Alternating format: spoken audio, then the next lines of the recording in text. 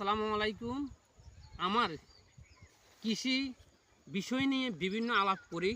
আমার চাষের ভিতরে আসে সবজি চাষ, এমনকি সোয়াবিন ধান সহ সকল কিছু আমি চাষ করি।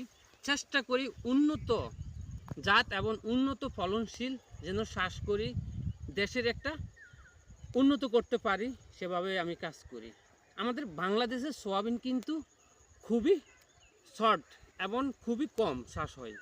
এজন্য আমরা গবেষণা করে বঙ্গবন্ধু বিশ্ববিদ্যালয় থেকে গবেষণা করায় B2 এবং B3, বিনা 1 বিনা 2 এই বিভিন্ন জাতের উন্নত জাতের সোয়াবিন আমাদের বাংলাদেশে আছে।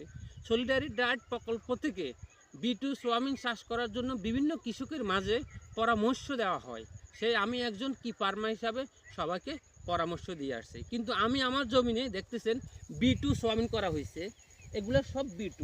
এবং আমার এলাকায় দেখেন দেখেন এটা B2 সোয়াবিন চাষ করা হয়েছে।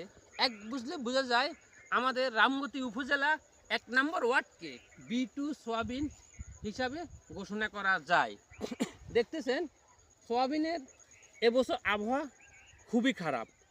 আমরা যারা দেশি জাতের সোয়াবিন চাষ করছি তাদের হয়তো আমরা বৃষ্টির মুখোমুখি হইতে পারে। জানেন সোয়াবিনের প্রধান শত্রু হলো পানি জমাট বাঁধা। পানি জমাট বাঁধলে কিন্তু সোয়াবিন পচে যায়, কিন্তু এবার আগাম বর্ষা হওয়ার সম্ভাবনা আছে।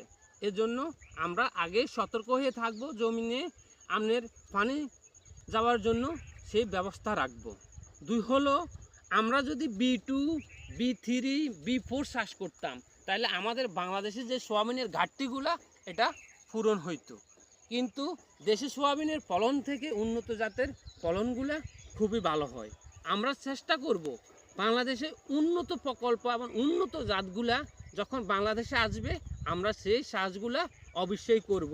আলহামদুলিল্লাহ খুব ভালো ফসল হবে সম্ভাবনার দিকে দেখতেছেন, অনেক সুন্দর হয়ে গাছের পরিমাণ ভালো, এমনকি আমাদের পুরো এলাকায় B2 সোয়াবিন খুব ভালো ফসল দেখা যায়। আপনারা চেষ্টা করবেন উন্নত জাত এবং উন্নত ফলনশীল সোয়াবিন চাষ করে দেশের ঘাটতি পূরণ করবেন। ধন্যবাদ।